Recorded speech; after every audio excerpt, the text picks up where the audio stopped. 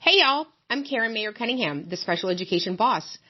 If you've ever felt confused, overwhelmed, or just plain frustrated at the 504 IEP table, you are in the right place. Every week, I'm breaking down the rules, the rights, and the realities of special education so you can walk into meetings informed, empowered, and ready to make real change. And whether you're a parent, a teacher, an advocate, a school-based member, or somebody who's just trying to do right by a student, this podcast gives you straight talk, real answers, and tools that you can use immediately. I'm not here to play politics. I'm not here to play sides. I'm here to train people who sit at the table and teach you how to follow the law, ask the right questions, and protect the rights of students. So go ahead and hit subscribe, share this with a friend, and you know what? Meet me back here every single week. We're not just talking about change. We're making it. Because when you know better, you do better. And when we get it right for the child, we get it right for everybody. Hello, welcome back, you guys. Welcome back. I am Mayer Cunningham, special education boss, training everyone that sits at the 504 IEP table to navigate and negotiate successful student outcomes. Can y'all believe we're about 35 days from school year concluding? Can you believe it? 2025, 2026. I literally have been looking at my paperwork and I've been writing 2024. That's the wrong direction, right? I love an even number. Don't you, Cindy? Yes. Yeah, I love an even number because there's a possibility that we are getting the Olympics on even years. So ask us your questions. And yes, we are on the TikTok shop. And so obviously you guys all love the Epic IEP, right? And so in February, we put out the Epic IEP Guide to Federal and State Laws. And then, of course, the amazing, hot off the press, Epic IEP Para. Oh, I need to switch this, don't I? Am I backwards, you guys? Let's see. Let's see if let's go back. Now, is that correct? That is correct. That's correct. I got it corrected. Okay, so you just click the box below. Is the box below, Rachel, or the bag, or the lunch pail? Is there a little orange thing at the bottom? Orange, you glad you got the bundle? Wah, wah. See how I did that, Cindy? Orange, yes. You glad? Yeah.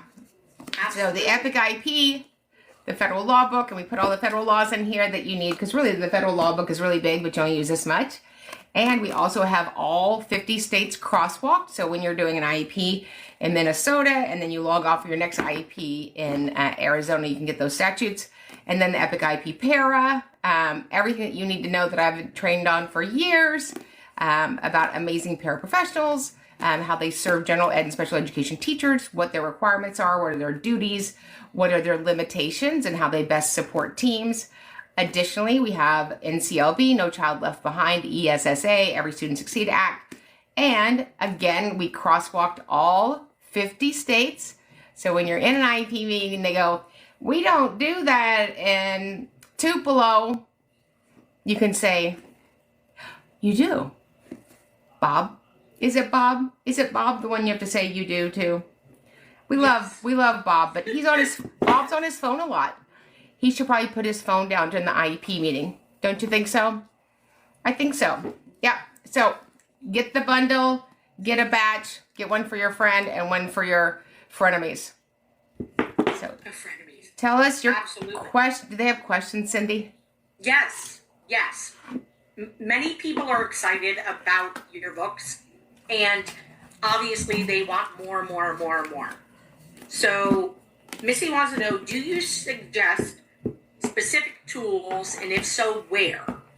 What kind of books? There is a bookshelf, right?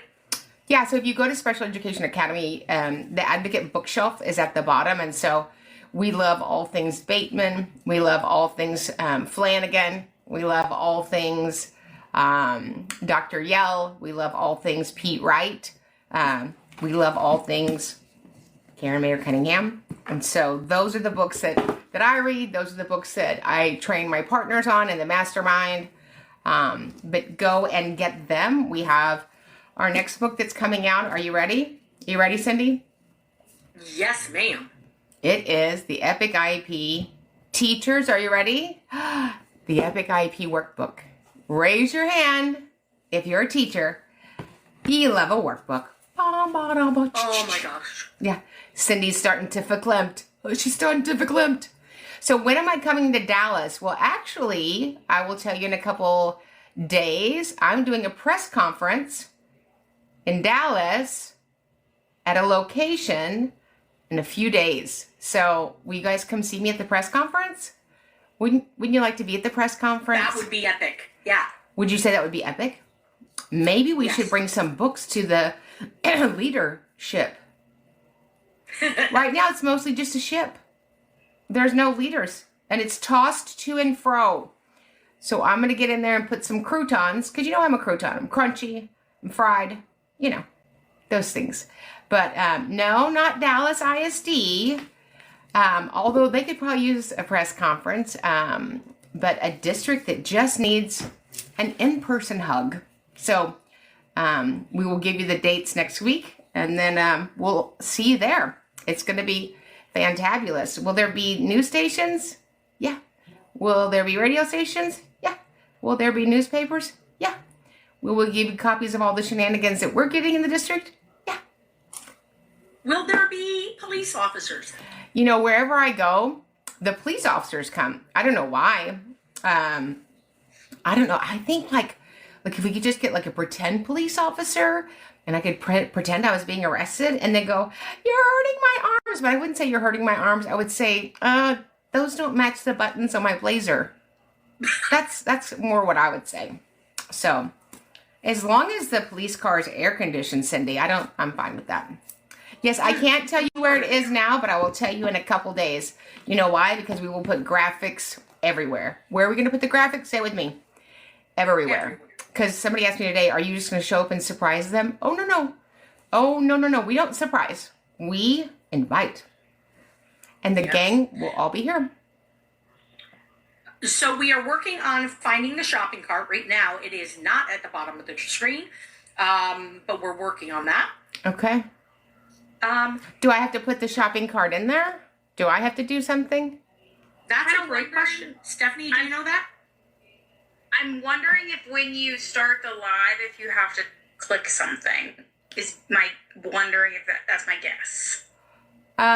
If y'all will text the great Stephanie Marie, she will know. Because I don't know. I think she brought it in last time. I don't know if like Alan has it in his backpack. I don't know.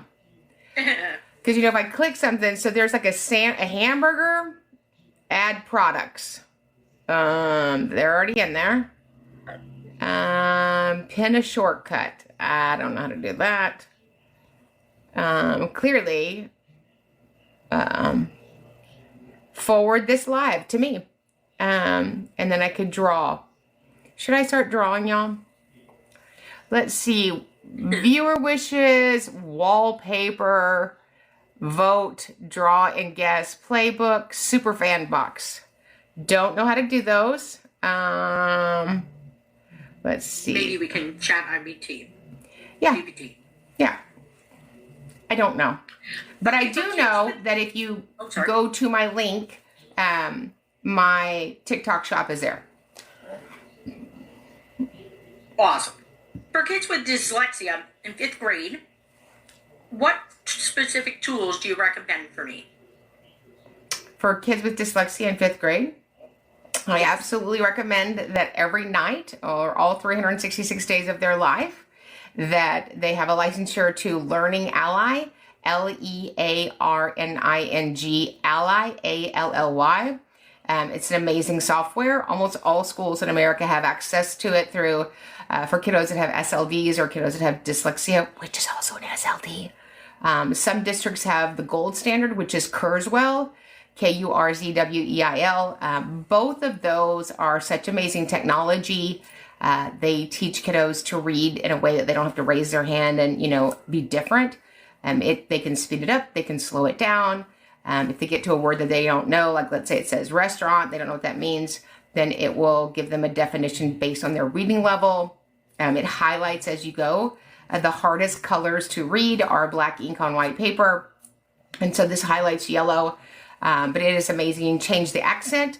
So if you wanted some smoking lady from Boston, or you want somebody to say cheerio, whatever other languages they have, But you can just really set it to make that child really enjoy it. I've had kiddos that were in junior high that were drug babies, that were foster kids, and they became voracious readers after using that daily. So I'd recommend 20 minutes every day outside of the school setting. And it doesn't have to be 20 minutes in one block. It could be 5 minutes here, 5 minutes there. But they really have a love for reading. Our ability to read and take in information in print so impacts young people becoming adults. And so I would definitely get that. Help! My ADHD girl is failing 7th grade because I quit homework for hours. We have her annual tomorrow. Suggestions? Yeah, so I just had this with an amazing grandmother that's one of my clients, and she has been helping her cherub with homework. And so there are things that parents do that skew the data, right? I don't want a child to have to go to school all day and then have to have school for 3 or 4 more hours later. So here's what I would recommend, because this is information the school would need to have a better level for them. And I would just say, you know, at the end of the day, like kiddos with disabilities, they are done, right? So it's not a will issue or they're just done. So I would note on the homework with the post-it note, hey, this is Stephanie. Thank you for the homework for Donovan. We did attempt it, but he was unable to complete it successfully. And so I just wanted to note that so that you would have this data. So when we meet, we can pivot and make better decisions for him. Excellent. Yeah. Can a student have behavior service minutes if they are being serviced under SLD? They can have any kind of service minutes as long as their eligibilities aren't solely speech and language impairment. But absolutely. Should I get my trio of books on Monday? If by Monday you mean today? Do you mean should I get them by Monday or should I get them Monday? I'm sorry, I misread that. I should get my trio on Monday. Yay! Yes, this is Monday, and I would assume that you would have them by Monday. I don't know if you guys noticed TikTok. It is delivering stuff faster than the A word. Have you guys noticed that? So Yes. I have another grandchild on the way, and I might have ordered 5,622 million of everything. And sometimes it's literally coming here faster than Amazon. So TikTok shop, they're not joking around. So if you don't see the little box down there, if you just go to the link in my bio, the shop, put it in the shop. And then you guys tell me, what else should I put in the TikTok shop? What are things that you would want as educators? Do you want me to put like a little portable flask in there? Would that be helpful, Cindy, to have a flask in the TikTok shop? Well, not the metal ones like we usually use, but the ones that don't make any noise if you drop them, right? Or throw them. Oh, Spoken Cheesehead, Token Cheesehead said, yes, how are you? We haven't seen you in forever. It's because you're defrosting. Oh, somebody said they would like a coffee cup. Okay.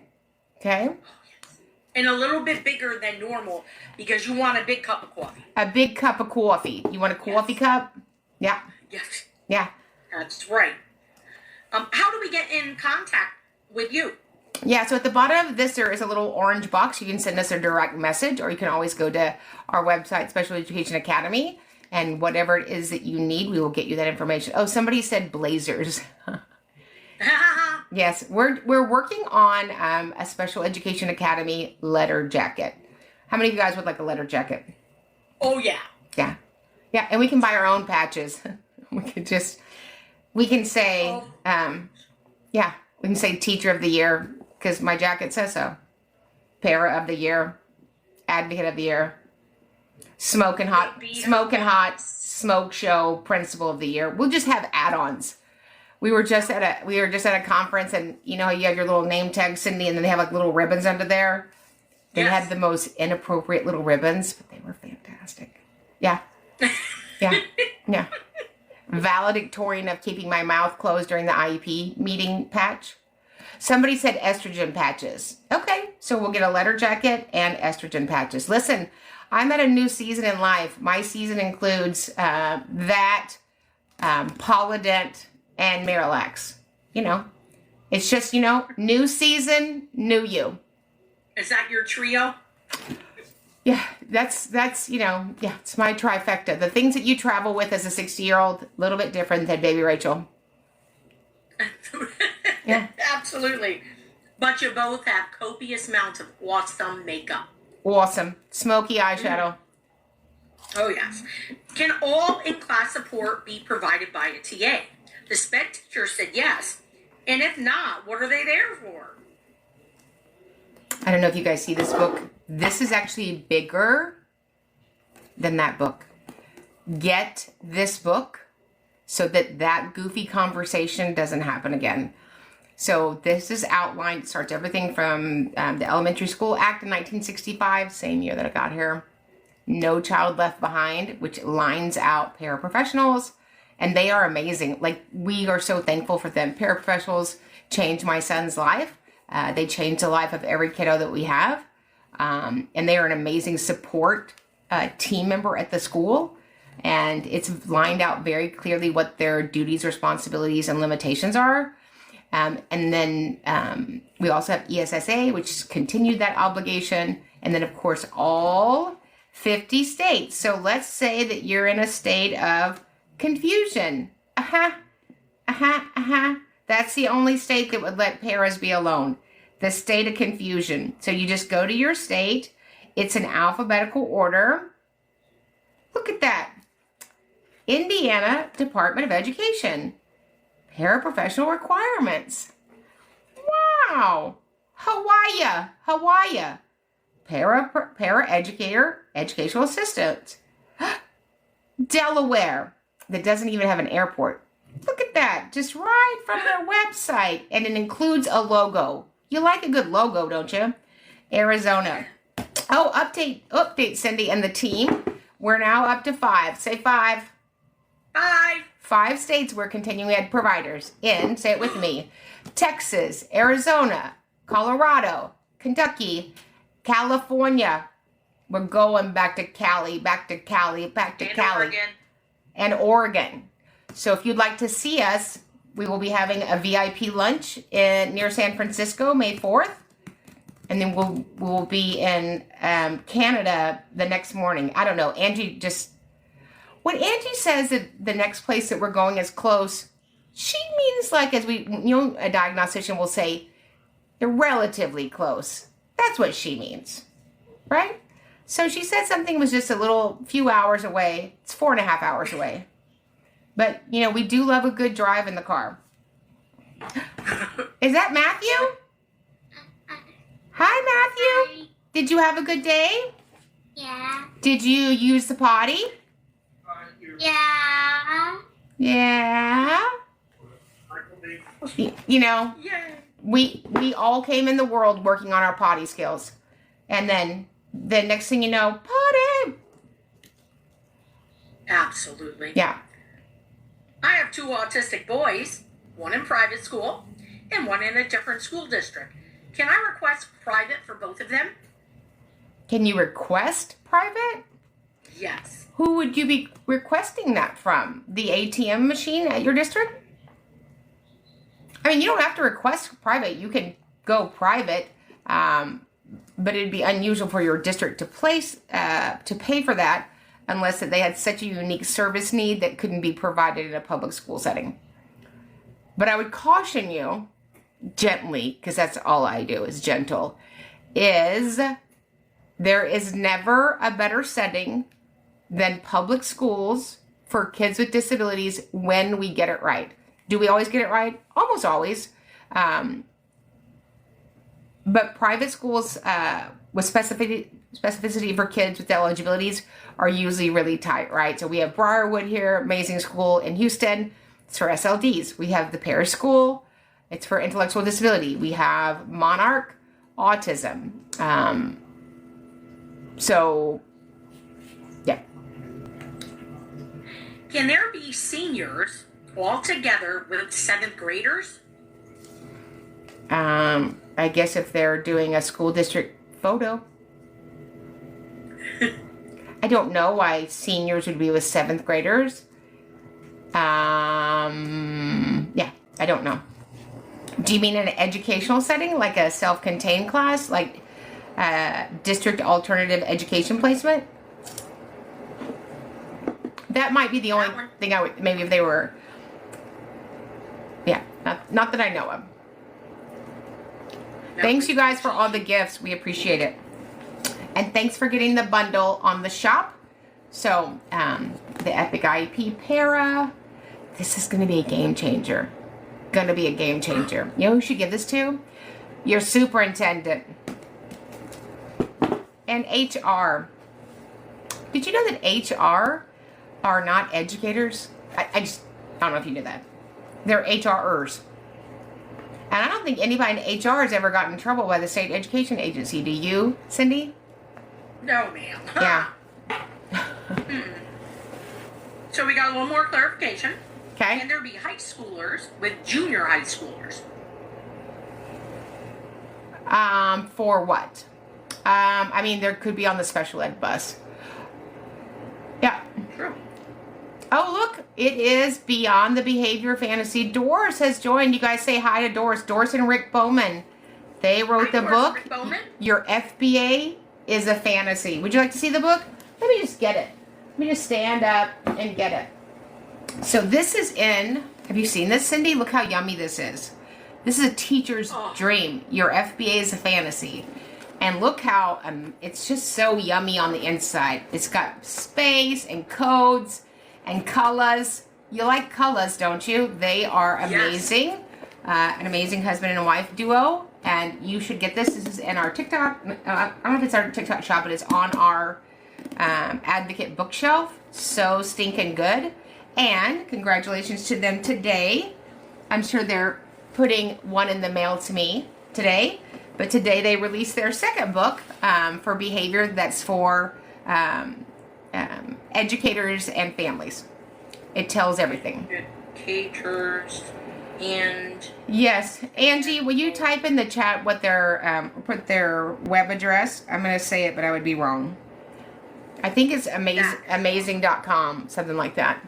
But we cannot wait for you to meet them. You will be meeting them soon. Their podcast is coming up, and then we're going to do a webinar on behavior. They remind me of Dr. Mitchell Eliel, who we all know is brilliant, but he speaks in a way for us regular people to understand it. That's who they are for behavior. So that's pretty impressive. Doris and Rick Bowman. Fantastic. So, what do you recommend for my son, who is very behind in reading? He does have an IEP. So when you say very behind in reading, I think it's really important that we get the child's actual reading level.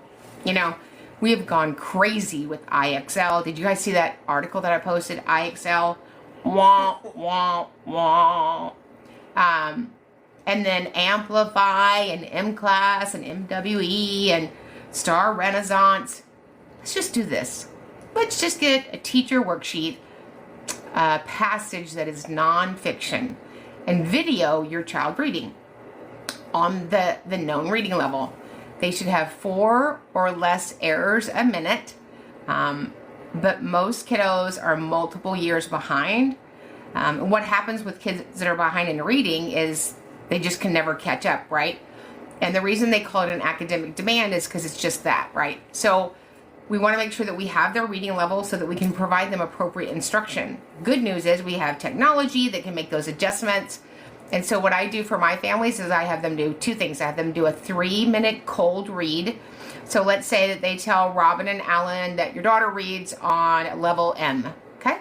So I'd pull some level M books or passages off on the intranet. You've heard of the intranet, haven't you, Cindy? It's on a net, I have. And it's in the palm of your hand. And I just have them read those passages, and probably 3 or 4 or 5 or 6 over a couple week period. Those passages, the prosody, cadence, accuracy should be pretty consistent. But we have kiddos that the IEP draft will say, because we're using this goofy software, that I'm seeing it now, kids in 4th grade read 190 words correct per minute. Sir, I don't read 190 words correct per minute, but The Amplify said something. And so just do a regular old running record, just a piece of paper. You count errors. What are errors? Self-correct, long pauses, adding a word, skipping a word, making up a word. And kids that are young and charismatic and are compensating, they know how to use their other skills, right? This is the Big Red Dog series. That's how old I am. One more of Barney. New Zoo Review. Do you even know that song, Cindy? Remember? PBS. So a lot of times kids are reading in a series, or they've been given a passage that's decodable. What does that mean? Super easy. Super easy. And so we want a regular grade level nonfiction passage to see what their reading level is. So I do 3 minutes, and then I divide it by 3 and count the errors. The other thing that I have kiddos doing, and this is even connected to reading, is I do 3-minute cold writes. So what does that mean? So I'll say, Alan, Robin, what's your daughter's favorite thing right now? Oh, Taylor Swift, going to Disney World. Great. Have her write about her trip to Disney World. So there's no cognitive load, and just film it. I think watching a child produce something, whether it's written work or a passage, you can kind of see what's going on. And so God bless teachers. They have 8,462 million kids to work with. And so often that's going to a reading specialist that might be like measuring sight words or 60-second passages. The problem is we don't want kids to read for 60 seconds in school, right? And so it's important as the parent that you come with that data. And it could be a little bit different, but it should be pretty commensurate. And then again, I would have them use that software, Learning Ally, ALLY, or Kurzweil, Kurzweil. That was great info. How long do you think it would be okay for a para, realistically, to be in the classroom without a SPED teacher present? I mean, certainly, if Rachel's a SPED teacher in the class and Rachel has to go to an IEP meeting, we're not whip crackers. I mean, life happens. People have to go to lunch. People have to go to the restroom. What we're seeing is leadership in the ivory tower, or as the great Alan says, the desks and the titles. Do you know those people? They don't work with children. Are hiring people for jobs that are posted. Legally, they have to be posted. And the person that they hired for that job is not currently credentialed for that job. But we've been in meetings, my partners have been in meetings where the school district attorney, the school district principal, the school district special ed director, the school district superintendent, and the school district head of HR will log on and go, Miss Barnett, I heard you had some questions. We don't have any questions. The law's linear, right? And so the reason that you need to be credentialed for that position, 300.156, is because it's a requirement for highly qualified teachers, which are what amazing general ed teachers are and amazing special ed teachers are. And paras are great. TAs are great. They're not teachers. I mean, one of the ways that you know that is because they don't have continuing ed hour requirements. They could be working towards it, and that's great. But until they've finished that process, they're not currently able to fulfill the totality of implementing the IEP. So in this amazing book, we wrote this so that the arguing and the shenaniganing stops. It stops. I couldn't drive to all of your houses and pull out my paraprofessional notebook and flip through it that I've trained you guys on for years. So now, this is the para book. We would say, I think Auntie would say, we would all say, don't go to school without it. And did we mention all 50 states? Yeah. And they're in alphabetical order too, because we thought that would. The District of Columbia. Huh? And the District of Columbia. And the District of Columbia, which is a district not near Columbia. Just like Rhode Island is neither a road or an island. Who are these people naming stuff? Why couldn't we just name it the city on a hill instead of District of Columbia? Where did we even come up with that? I'm gonna need you to chat GPT that, Steffi. Where did that come from? Do they have a fence? Is there a fence around the District of Columbia? I don't know. Thanks you guys for the gift. Do you offer to help advocate in an IEP meeting? Yep. I do in-person meetings, or we are in the meeting. We're not in person. Thanks to the blessing of the pandemic. Did I say that? I said it. My boys went and got me an Ethernet cord. I'm an old person. I didn't know what that was. I knew what a cassette tape was. And starting about the week after the shutdown, myself and all of our partners can now do a meeting in the Kodiak Islands and then go and have a fiesta in Miami-Dade County. Back to back to back to back. And the good news is it's the same meeting in Minnesota as it is in Anaheim. Same meeting, same needs, same IEP that you write. The only thing that's really different is the software, which is not good. Can we get together, kids? Can y'all make, if you will make a software for special ed, I will sell it. We'll split the money. But the special ed software is, you know what it is, Cindy? This is what I would say about special ed software. Yes. It is so bad. Yeah. Yes. It's so bad. Like, who wrote it? Somebody that doesn't work at a school. Clearly.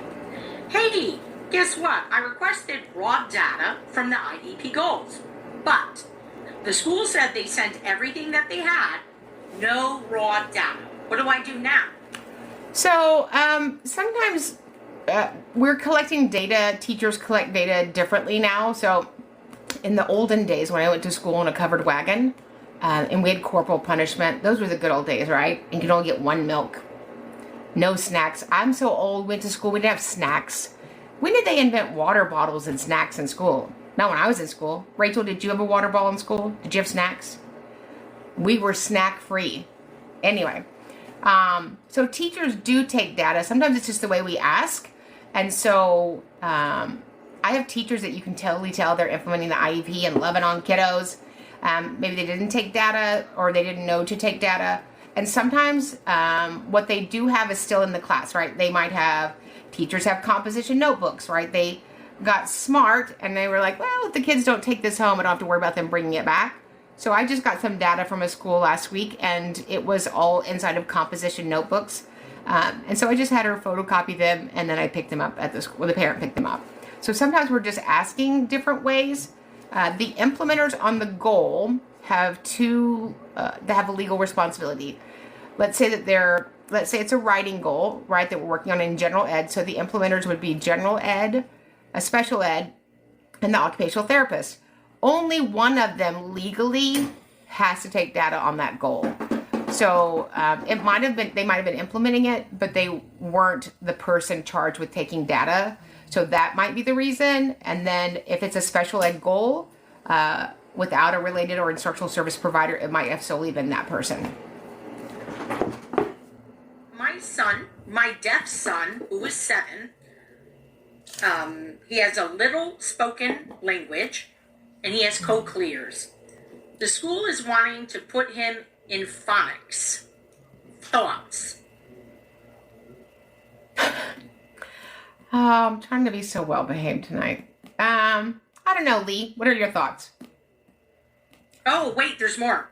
With no support, he does have an interpreter, but the interpreter isn't trained in the things needed for, I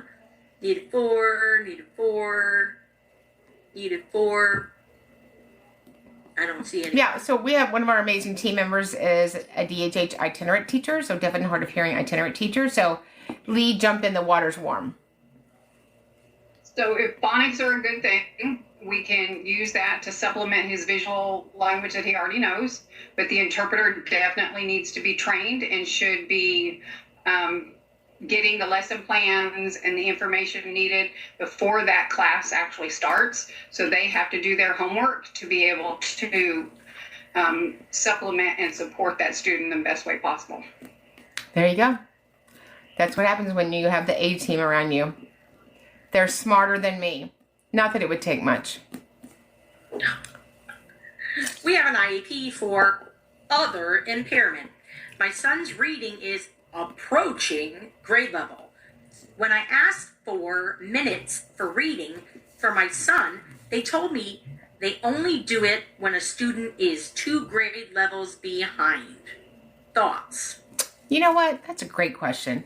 So in this book, the Epic IEP Guide to Federal and State Laws, if that in fact is a state law in your state, it would be written down. So that's why you need to get this. I've never heard of that law, which means it's probably not a law. It's a practice. So what's a practice? It's something that schools and churches and businesses do sort of as a culture, right? And sometimes we have practices that are penalizing children. So when you hear the word approaches, I approached a gym today. I didn't go in, right? And often when you hear approaches, those are words from state test. So whether you're in Florida or Alaska, shame on every state test when meeting grade level standards is around 55%. So when somebody tells me information that doesn't help me drive services or supports, I ask for clarity. So approaches grade level is different than met, right? So I would say, which is really more important, what was the percentage, right? And so probably approaches grade level somewhere in the high 30s to low 40%. And then I would say, shame on us in Texas that we would tell anybody that's a measure of success. There was a great vocation a long time ago called teaching that was ruined through this, state testing bologna sauce. But when you hear numbers that aren't numbers, then you need a different answer. So approaches tells me nothing. So I need to know what is his percentile. And so even if they say, oh, that was the district expectation, well, bad on the district that 38% is the expectation.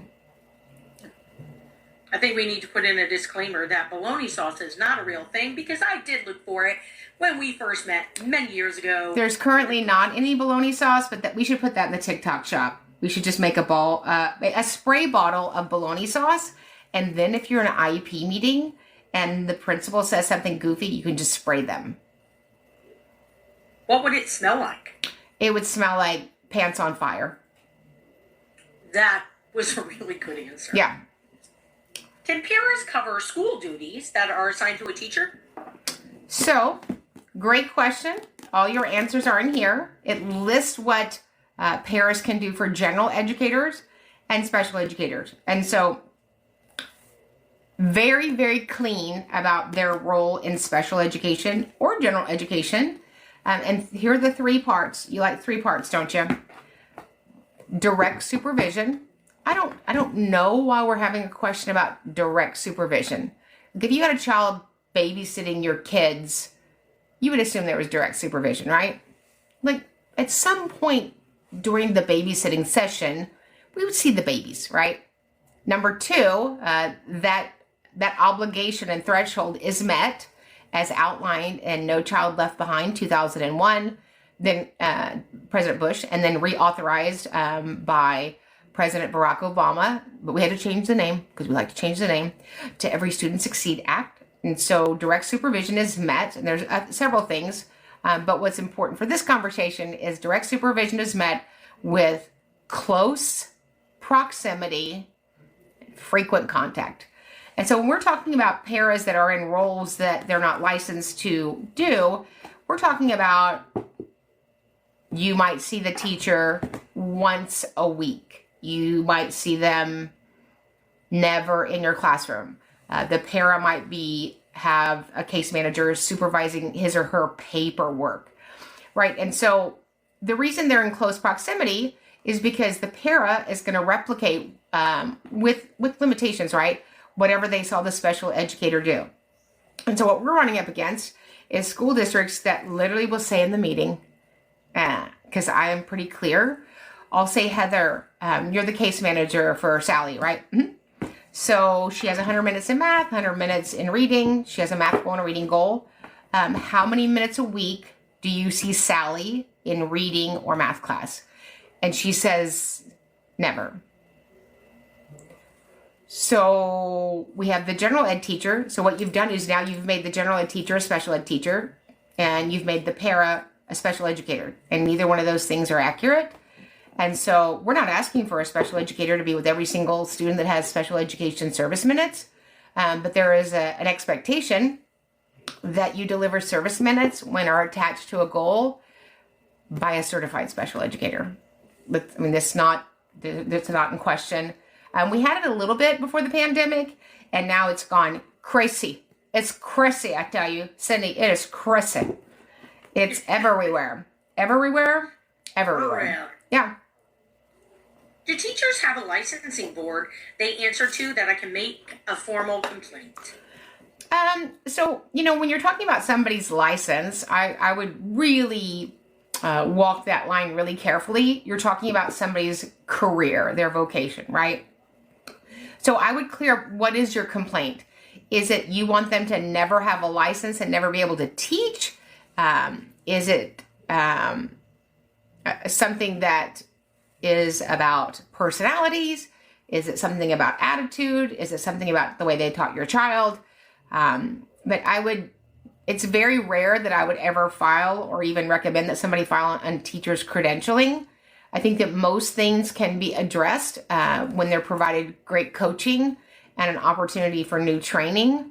But if I have a concern, it's really important that we go up the levels of command, right? So if myself or one of my partners is challenged at an elementary school, I don't just go, hey, Cindy, get the superintendent on the phone. We don't do that. Teachers they might have a lead, right? You might have a fourth grade lead.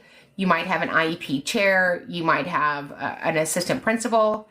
But almost everybody is doing their very best at school and maybe just might need a little coaching in that area. But I would be very reticent to file on somebody's license knowing that it could literally devastate their entire lives if another way to address it can be done.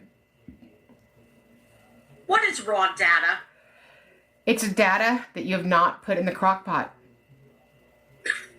Ba-dum-bum. So raw data is, you get an IEP progress report and it'll say Sally Smith in 36 instructional weeks. It'll list the goal and then it'll say the grading period and a percentage. So somebody went into the software and put that information in, right? So when Alan put that information in, he wasn't going, let's see what happened August 15th. Let me think what happened. He's not doing that. He's going off of raw data that he had. So it could have been on a cocktail napkin. It could be on the back of his hand. It could be in a formal sheet. But he had all of that data that he was able to summarize and put in the IEP progress report. So when we ask for raw data, we're asking for that because not to see if the teacher took data, teacher probably took data, but if we could see where he's not making gains, right? So when we get to the end of a school year and a kiddo has made, we were just training on this, 0 out of 0 every grading period, it would have been helpful if we could have convened a meeting and talked about, hey, what could we adjust for said kiddo? Because it's usually something that can be tweaked, either the product that you're giving him, the length of the product, right? The amount of time limitation that he has. But we're just trying to figure out what we can do as a team, including the parents, to enable the student to make progress appropriate in light of their circumstances. What do I do if the logs that were given are not aligned to any of the goals and objectives in my kiddo's IEP? So I would say, was this given to me accidentally? Obviously, Alan is case manager. He probably has 30 to 50 kiddos on his case. So he might have literally given you the wrong one. So I would assume that's what happened first. But I would just say these aren't my kiddos' logs because they don't match up. Can you look and get me the correct ones? And then if they still come back different, hello, Houston, we have a problem. So you would need to call an IEP meeting. I did have a lady one time, a very long time ago. Where was she? She told us that she gave him speech and at like the same time, twice a week, elementary school. The problem was, so the parent asked for the log before I came involved, and the parent was given the logs. And then when she reached out to me and I started advocating for her, she was like, there's a little problem. I'm like, what's the problem? She goes, he is at ABA the first 45 minutes of every school day, so he's not in the building. I don't know. Being in the building for your speech services, is that necessary, Cindy? I don't know. A little bit. I don't know. She was sending him speech in her heart. Oh, Yeah. okay. You can do that. Orthopathically. Yeah. Okay. Hi. How do you find out what's the best ADHD school a child can attend?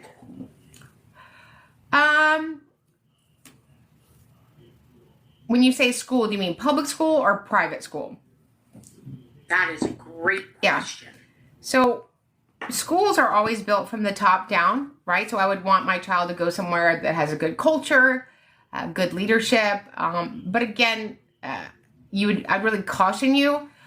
We have a school in Houston called Fusion, and they are amazing. Their sort of specialty is like young, I call them the tweens to high schoolers, and their specialty is ADHD and autism. And when you have that sort of focus and specialty, you might be missing something else, right? Maybe not so much of that social communication piece, or that social piece, or that cognitive piece. So for every good thing, you're probably missing something. But as far as ADHD schools, I could have, if you're talking private, then you would certainly want to go and tour them. And then I would ask from that person, do you have some alumni that I could speak to? Because private schools are a pretty big investment. Due process. Do you help with these? Do I help? I do. So what we don't do is, Kendrick filed due process and his meetings tomorrow. Can we help? So here's what's important to know about filing is you want to do it after you've had a good night's rest and you're calm. Due process is a court proceeding. And unlike cases that you might see on TV or criminal cases that go on for 2 years, once you file due process, it starts a very specific timeline, a very quick, specific timeline. You can look that up in your state under dispute resolution options. So, and we get this when somebody calls myself or one of my partners. I have the first call tomorrow with the hearing officer. Can you jump on? No, it's way too important for us and we don't jump on anyway without being prepared. I have had families that have hired us to look through their information, look at their filing, and then we clean the filing up with them legally so that it can be able to meet the standard for the district, county, or city. When you file due process, it has to meet certain legal thresholds. Most parents file emotionally, which is understandably what they would do. But if it's not, if it doesn't meet the procedural and substantive requirements for filing, the hearing officer will acquiesce to the school district attorney and, for lack of a better word, throw it out. Do you have the books on tape or CD? Tapes or CD? That sounds like somebody my age. We have them on 8-track. That's so funny. I was deep cleaning last night because people are coming this week. And I had, I don't know how many CDs from the 90s and early 2000s of comedy and training. And I was like, I can't part with these. And then I was like, I don't even own a CD Ramathon. I'm sure it's an attachment now. I'm sure that I ordered 2 last night, one in silver, one in black, depending on what I was wearing. But we will be doing, I have it in my appointment book. It's in May. I will be starting to record the audio for Audible. And the crowd went wild. And it will be me reading it. Have you ever heard a speaker that you listen to, and then you buy their audiobook and it's like somebody totally different reading? And it's like, we should be warned, right? Just kidding. Rachel's not reading this. Yeah. Yeah. Yeah. Like, what are you doing with your life? Warning. Yeah. Don't listen to Karen on double time. No. Mm-mm. No. It goes normally. So could you imagine her on double time? Double time. Forget it. Zoom. Yeah. Is moving a student from 1 times 30 minute per week in a group decreasing services if it goes to consult 15 minutes per week? So consult is adults talking to each other.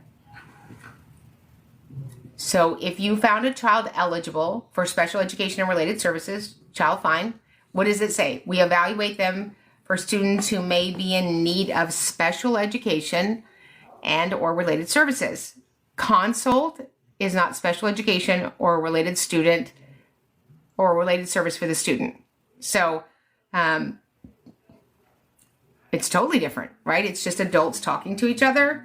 So unless we're going to D and Q him, we will have to have some direct services. And certainly if you need consult and that you think that would be helpful for the team, you can do that as well. We have a student that is physically aggressive to staff and students, and the parent wants them out of the field trip. Thoughts? They want the student out of the field trip? It says wants them out on field trips. Oh, well, so field trips are certainly looked through through the lens of appropriateness, capacity, and that meaningful benefit, right? We have kiddos that are in TIP units, they're in therapeutic units, they have medical needs. We were talking the other day, one of our kiddos that we serve has a vision impairment that comes with albinism, and so can't be outside. So field trips are just that. It's supposed to be a set of kiddos with a low number of adults that can be successful in a setting that they haven't been in. So certainly if those are their current behavioral concerns, I wouldn't think it would be appropriate to go on a field trip. A student was tested for special education without using her glasses, and they said the VI teacher said it was fine. Is it fine? Is it fine? Well, I mean, it's not going to be optimum results. So there's a couple ways that could have happened, right? So we don't make a child wear their glasses. There are a lot of kiddos that have glasses that just aren't wearing them. Did she just not have them for that day? If she just didn't have them for that day, then that amazing evaluator would have put a pin in it and said, hey, we'll just come back when you have your glasses because we want to get the best results so we can make the best decisions. My nephew's CSPE meeting was March 6th through the Department of Education, New York City. It's past due. What do I do? I would email and say the meeting that was required to be in timeline, we've exceeded that timeline. How quickly will this be rectified? Is it normal for IEP progress reports to not have explanations on specific goals, only PGs and PS? So, is it normal? I mean, we see it. The reason it says comments is for that provider to provide comments, which would give you more clarity around the other pieces, right? Prompts, percentages. Often when I don't see comments and I just see a number, that educator was putting down their grade for that content area. So the reason it says comments is we want to have comments. That way, when the next educator takes over in that same goal focus area, we can kind of see what was working last year with the last educator and the student. Can you take students out of a self-contained ID classroom and put those students in general education? So those students are general ed students. All students are general ed students. Every single one of them. Some students receive special education services. Some students receive special education services not where there are no non-disabled peers. So where appropriate, we're going to look at any part of the schedule to see where it's appropriate. So, we have ancillary time, right? Music, art, PE in elementary school, and then come junior high, we get just a bouquet of electives. So it'd be rare that you would have a kiddo that I can't find a single elective or a non-core content class that he could participate in. Can a student that is distracted and not concentrating in class and kind of disruptive, can that be something that is put into an IEP? And if so, how do you do that? So, I mean, those are behavior concerns, right? So we certainly address those one of three ways with accommodations and goals, accommodation goals and a BIP, accommodations goals, a BIP, and service minutes. So if a student can be successful in a general ed class, then we want to make that work. But not every student is always going to be successful in a general ed class. And so in the LRE section, the least restrictive environment, LRE is not a location, it's a consideration. All right, so we're considering the impact this student with a disability has on his non-disabled peers. We're also considering, does his behavior impede his learning and or the learning of others? And so when we take all that in and then we put it in our, special ed blender, and we see with, appropriate supports, not excessive supports, would participating in general ed have more of a meaningful benefit than a harmful effect? So in the LRE section, we're always asking two questions: meaningful benefit and harmful effect. And can we craft it in a way that we get more meaningful benefit than harmful effect? Can a school district deny 18 plus services for a student that is not connected to the community? Connected to the community, like he has like a harness. So the community has nothing to do with 18 to 21 program.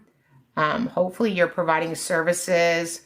Oh my gosh, move the puzzle piece over to verify your identity. Look at that, I verified. So 18 to 21 program has nothing to do with whether or not you're connected to the community. 18 to 21 program is we have a student. We're still looking at that legal threshold, those same three things that we're looking for non-disabled peers, meaning gainful employment, independent living, and further education, however that turns out for them. So we know those students don't possess currently all the skills that they need to be successful without some more education. So those years are used for not more history, not more reading, not more math, but to acquire skills to make them post-secondary ready. And to get them from stopping to hitting the buttons on the microwave. True. Yeah. Okay. What steps should I take as a teacher if a student needs more support than general education can provide? Yeah, so that's a good question. We love teachers. And in fact, can I tell them, Cindy? Can I just go ahead and tell them now? Yes. So starting June 1st, we will be having the Epic IEP Educator Academy. The Epic IEP Educator Academy. Weekly training solely for school district employees. We're super excited. You guys are special. You need special support in that area. So that is coming June 1st. So what we want you to do as an educator is we want you to document that, right? So reach out to Principal Garcia and say, hey, this is, John Smith. Love having, Johnny in my class, but he has struggled to be successful with all of our adjustments and adaptations. We need to have an IEP meeting to consider a continuum of placements to see if we can find a more appropriate placement. I think that is what I would have teachers do. Teachers are amazing at going and, telling the principal, I don't work in a school. And so I've understood that the business model in school is when teachers sometimes ask the principals for support, they tell the teacher they're doing a great job. And don't forget your why. And go Bobcats. Okay? And so I would want the teacher protected, meaning that they have documented that. Obviously, the teacher doesn't hire people for a school. They don't fire people. They don't make those decisions. But that would be the first recommendation for educators to protect yourself. Because often we'll get in a meeting and somebody will say, well, I didn't know. And maybe somebody from the district and the principal knew, but it should have been the principal's job to reach out to leadership. At the district level, it doesn't happen. Got it. So a little clarification, and you helped me so much with this one. So for the one that said, oops, hang on, it jumped. Can a school district deny 18 plus services for a student that is not connected to the community? The next person said, I think they meant outside the community. So can you tell them about VR? And so if there's a job experience, but it's not one from the school, can they not be denied that?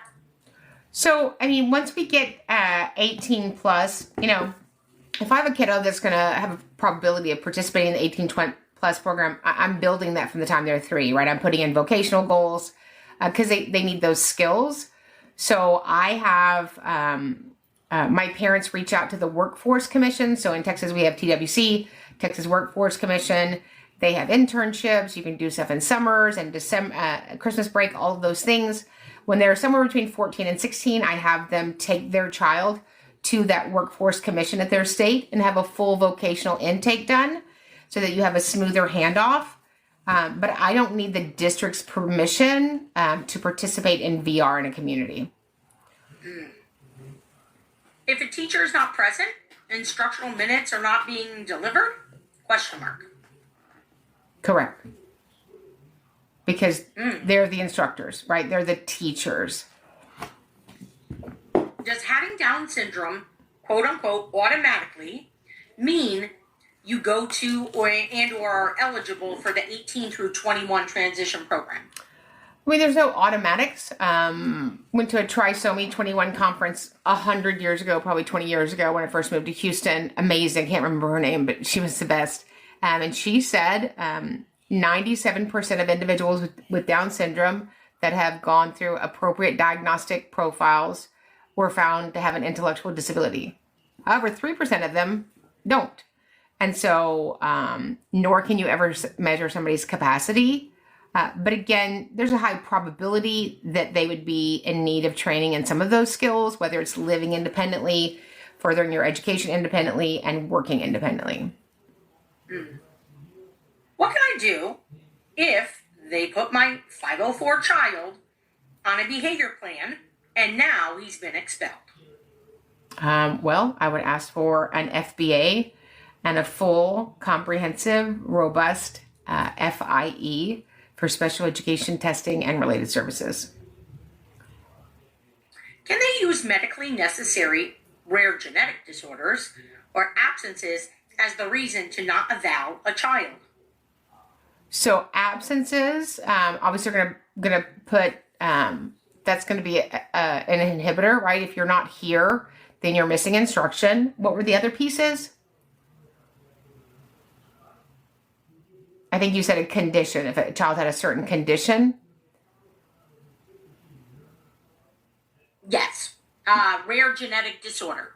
Yeah, I mean, if you have a condition that is, could be an eligibility, we certainly want to test for that.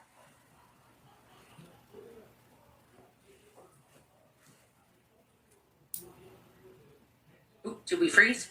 We did not, but you're doing a great. Okay, there we go. There we go. What is ESY?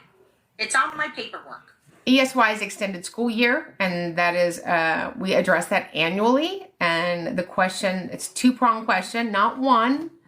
There's 2 prongs. That means there's the first prong, and then there's a second prong.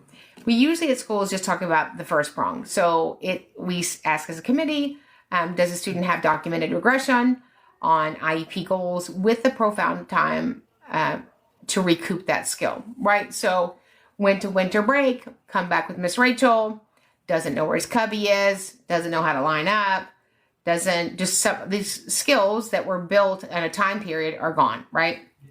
Second question for ESY extended school year is, are we concerned for a loss of critical skills, right? If I worked all year, and we believe as a committee that if he misses these 9, 10, 11, 12 weeks, that it won't just be the summer slide, it will be the summer Grand Canyon. And so that would be the second consideration. Guess what? What? The orange bag is on the bottom of the screen, man. You know why? That's because Stephanie Marie is here. She must have had the orange bag in her back seat of her car. She brought it in and put it on the TikTok You Don't Stop. So what's in our TikTok shop? Yes, we will be adding estrogen patches. Can we just have a patch that says I'm estrogening? So here's the deal, right? Get the bundle. The Epic IEP book, which you guys made a national bestseller. Thank you. The Epic IEP Guide to Federal and State Laws. And then the most popular, going like hotcakes, the Epic IEP Para. so that you're no longer asking yourself these ongoing questions. Can a para do X, Y, Z? And then, of course, this has all of your state requirements in alphabetical order. Is that good? The alphabetical order? Yes. California, Arizona. Are there not any states that start with the letter B? Alabama, Alaska, Arizona, California. Nope, no bees. There's not a state called Babam. No, but maybe we can make it. Yep. So get the bundle, and then they're in the TikTok shop, or you can get them individually. Got it. What do you do if a school has failed a child for 2 years by changing his IEP from what DODEA school? The Department of, so it's a military school? Is it a Department of Defense school, probably? Yeah, let's say that. Maybe. So it's really important that you are participating in those meetings and that the school's not doing things unilaterally. But when you say failed him for 2 years, do you mean his grades are failing? He didn't make progress on his goals? Both?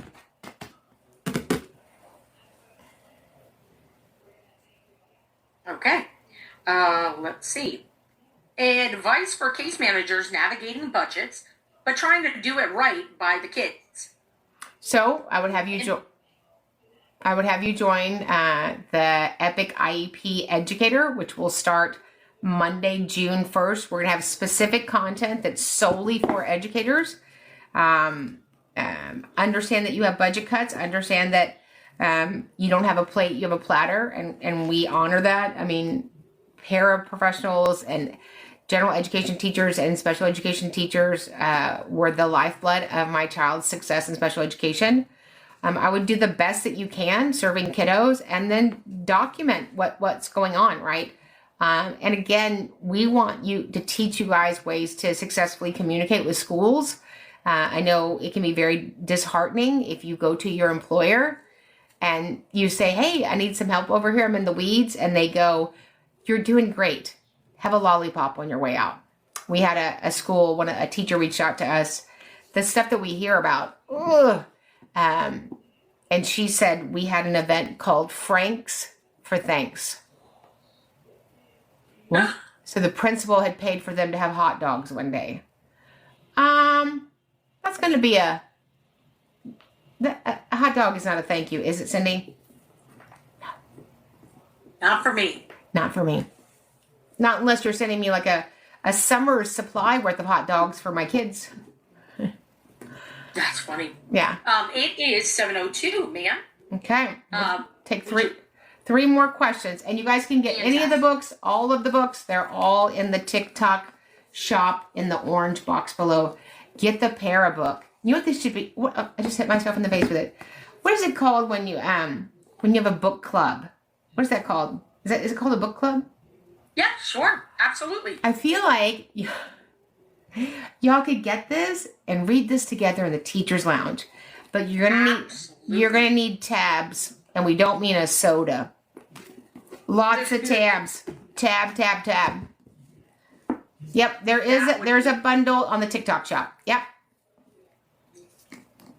How do you justify how much time is needed for services, for example, speech therapy, if the school offers 20 minutes a week?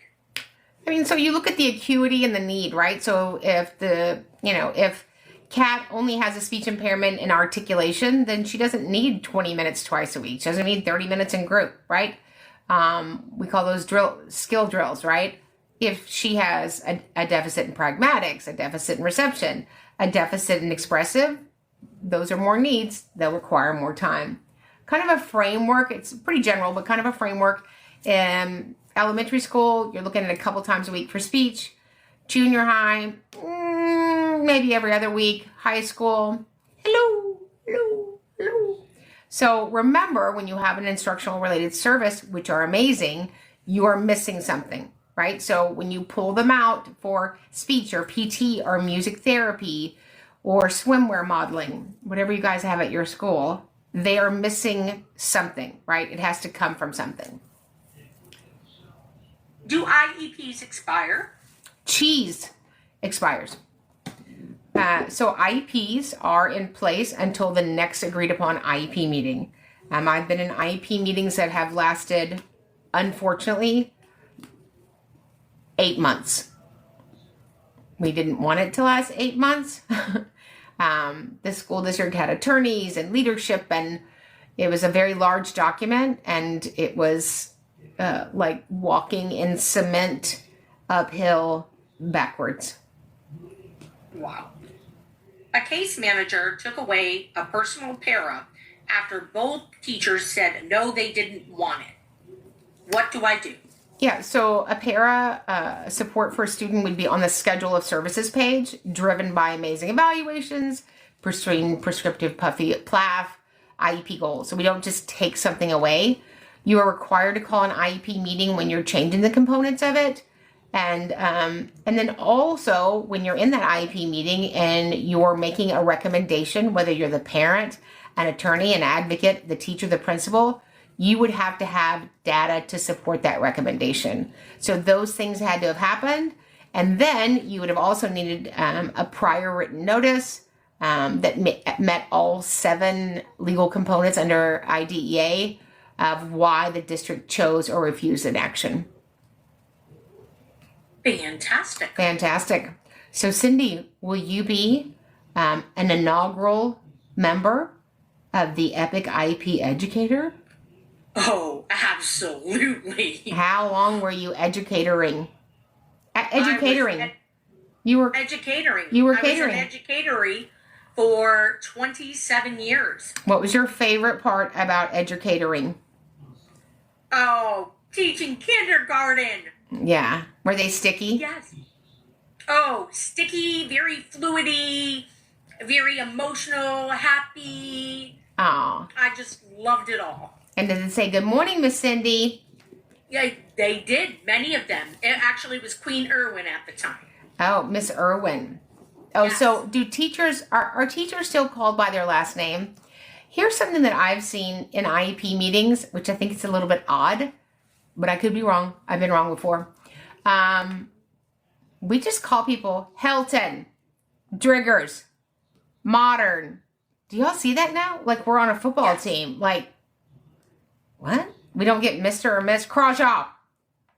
I mean, when did that happen? When did we just start yelling out a football team? Is that normal? I've always seen it. You have? Yeah. Hey, did you always see that, Linda? It crept in. No, I never saw that. It was always Mr., Miss. Yeah. And sometimes with the little kids, they would say like Miss Cindy. That's what they would call their teachers. Yeah. So, Yeah. Oh, are we talking about adults saying it or children saying it? If Well- children, they would always say, Yeah, but like I'll be in IEP meetings and they'll go, Driggers. I'm like, hut. Like, I don't, what are you going out for the pass? Crawshaw. I'm like, oh, it doesn't seem very soft and huggy. Let's see. All right, so we will see you at 8 o'clock for Special Education Academy. We have a 2-day live virtual coming up May 23rd and 24th. We have hot off the press, or do we? I was about to invite you to something I can't invite you to, but it would have been good if you were there. Can I invite them? I don't know. Can I invite them to the thing that starts with the letter F? Nope. I don't know, so I I don't can't know. make that call out of my pay range. Okay. You mean the free? Yeah. So, yeah, I was going to tell. So we're going to be in San Francisco area. We're having a VIP lunch if you would like to come to that. Monday, May 4th. And the city is called... Sebastopol. You're near the pool. No. Sebastopol? Sebastopol. I hope that's not on the state test. No, it's that, and you're eating at the best barbecue place in the county. Where are we having our VIP barbecue at? It's at A&M Barbecue on South Main Street in Sebastopol. If it's on a main street, I mean, you know, it's going to be good. So, barbecue with the boss. When somebody made me the graphic, it had a metal bucket full of beer. I would like to say for the record, we've changed that now to 7-Up and Orange Crush. We just have that in our Stanley cup, right, Cindy? Absolutely. I had an educator the other day, she doesn't teach anymore, tell me that you could put all sorts of bubbly things in a Sprite bottle. Is that? Or just have like a little tea bag hanging out, and they think it's tea. Oh my gosh. Behind the curtain with educatoring. Just the drink of the tea bag. Yeah. Have you ever done that, Alan? Have you ever done that? That you can remember? He said he doesn't remember. Or, Never. yeah. Never. Never? Never. However, happy hour is always filled with teachers and nurses. So, what about our friend, the school board member? Do you ever have school board members that have multiple beverage containers? I saw a thing on TikTok Shop. We should add it. I thought of you, Cindy, and it was like a little bitty square caddy thing, and it held a coffee, a tea, a water.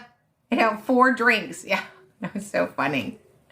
I was like, that's Cindy. You could just put it over there, buckle it in. Yeah. Absolutely. How many, for those of you that are on here, how many drinking containers do you have? So right now I have my water.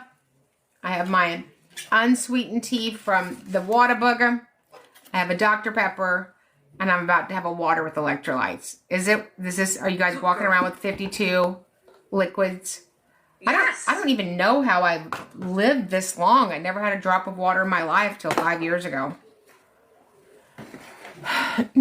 Oh, somebody said 3. What are 2? What are in your 3 cups? And does your cup runneth over? If a child goes to have a drink out of it, are you like, no? Oh, somebody said only my soda. Okay. It has mommy juice. Mommy communion. Water, something caffeinated, and sweet tea. I like it. Look at these people. Water. But I don't know how teachers can drink water because y'all don't ever get to go to the bathroom. You train your bladder. That's why you have pre-planned for 4 to 5 days. prior to school Mrs. starting. Snowman, I like that, said, I mainly drink water with 1 can Coke a day. Watermelon water. Ooh, what is that?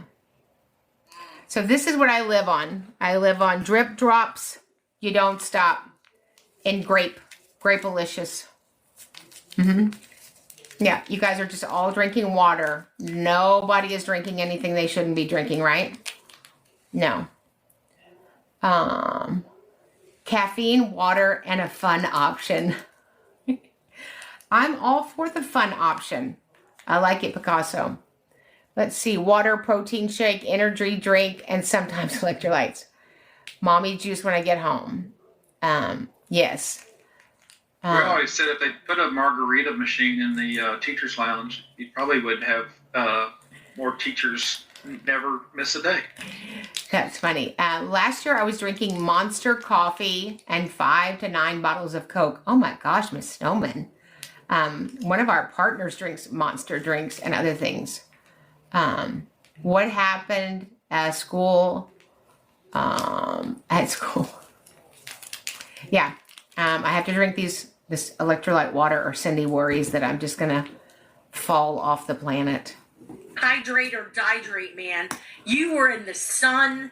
It was Florida. It was hot. So we were at Epcot, just being normal. I don't know how long we'd been there, but all of a sudden Cindy goes, Karen, I'm very concerned about you. Like, I thought she was joking. I thought she was going to start crying. She was like, we have been here for hours and you have had not 1 drop of water. Okay. And I've had 4 large ones. Yes. By that point. Yes. And so I succumbed to the water pressure. Yeah. The water pressure. There you go. Pineapple coconut water. Is that like, are y'all drinking coconut water? Does that taste good? Don't lie. What does it do for you? Does it make you have a husk? I don't, yeah. We used to drink Tab, and I remember the first electrolyte I had when I would come home and watch Gilligan's Island was Tang. So we would get out the jar of Tang. Don't tell my mother because she's in the other room. And we would bite pickles and then stick it in the Tang. Don't tell her that. Yeah. in the olden days when you had to put a metal banquet TV dinner in the oven for 55 minutes after the oven was preheated. That's how long ago I lived. Long time ago. Yep. All right, you guys, if you need anything, let me know. Otherwise, we will see you in the academy. Join the academy. Special Education Academy is every Monday night, 8 p.m. We train on series. And the first month is free. Has over 4 hours of archived trainings. Come join us. We'll see you guys at 8 o'clock Central every Monday night. Remember, when you get it right for the child, you get it right for everybody. Hit subscribe. Share this with a friend. And you know what? Meet me back here every single week. We're not just talking about change. We're making it. Because when you know better, you do better. And when we get it right for the child, we get it right for everybody.